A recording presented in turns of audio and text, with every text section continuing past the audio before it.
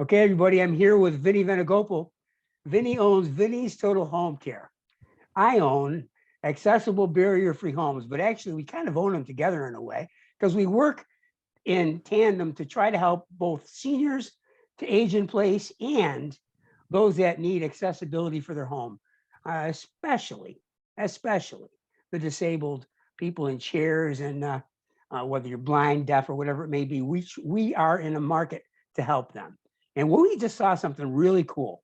We were on a call with an automation company that presents different standards of outlets leading to lighting, leading to all kinds of smart technology. And Vinny's an expert at this. So what I'm going to do is I'm going to pass the microphone over to Vinny. Vinny, can you talk about this and let us know kind of what you thought about the whole thing? Absolutely. I think one of the great concepts that we have here is not just talking about cost, which we will here in a second, but really what automation does for the homes.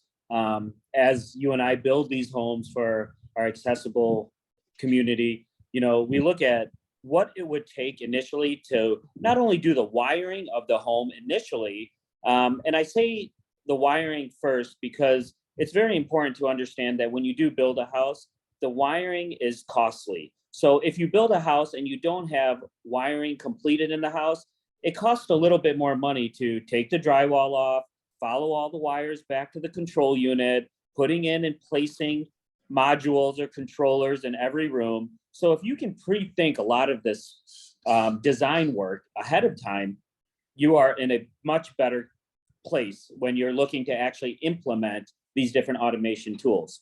I'll give you an example. So when you're doing wiring, and let's say you want automatic shades, shades are a really important thing because not only do they provide you with security and privacy, but sometimes they're a little cumbersome to go through and utilize your fingers, utilize your hands. Maybe you have to stand up to turn the blinds on and open and close. But if you have your house pre-wired for automation, you can then install the automated shades, where then you can use the keypad or even set it up to when the sun hits the window at a specific time of day, it will automatically close, or in the morning, it will automatically open. So these are things that I learned just from this discussion that we can actually implement in a more cost-effective way when we're building homes directly. Well, I got to tell you, when you're talking about the cost factor, you said a little bit, I got to tell you, it's a lot of it. To do it up front is just so easy, and to do it after the fact is just so hard. So therefore, it's a big deal. It is very, very important to know that for all the folks out there. The other is lighting. Lighting is so important for all of us. I can't stress it enough. Lighting.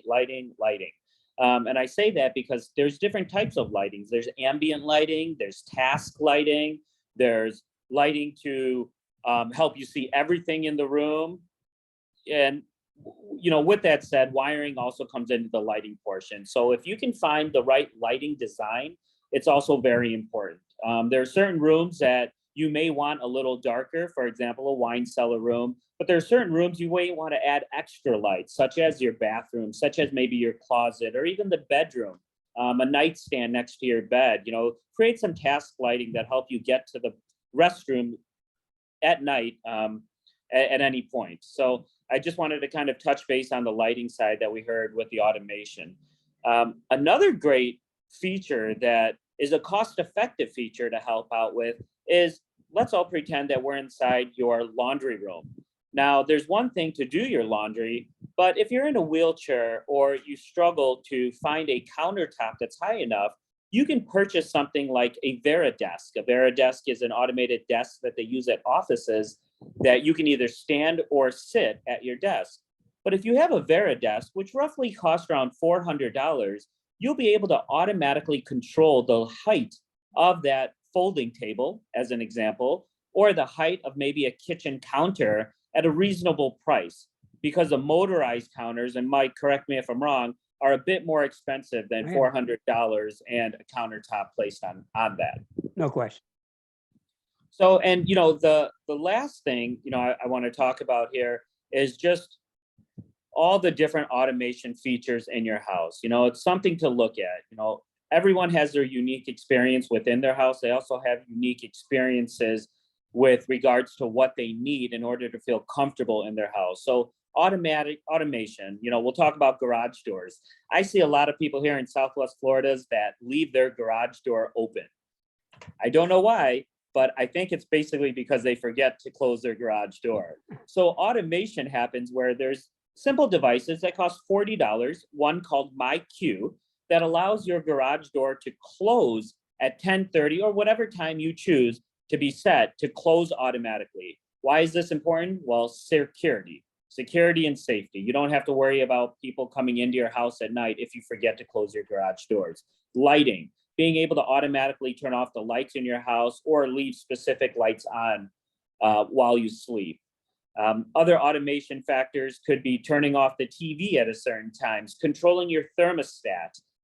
So I just wanted to point out some of these features, especially after our call. And Mike and I are on a lot of these different calls to learn more about how automation and household tools are able to help all of our accessible communities. So I hope this helped, and I hope it gave you a little food for thought with regards to if you're building a house or if you currently have a home that could use some automation. Great stuff, Vinnie. One thing we do know is that some of these things are a tad more expensive than the other, but the ability to utilize these smart technology features just is going to make your life 100 or 1,000% better. Okay. So thanks for listening, folks, and we'll be chatting with you again. Take care. Thank you.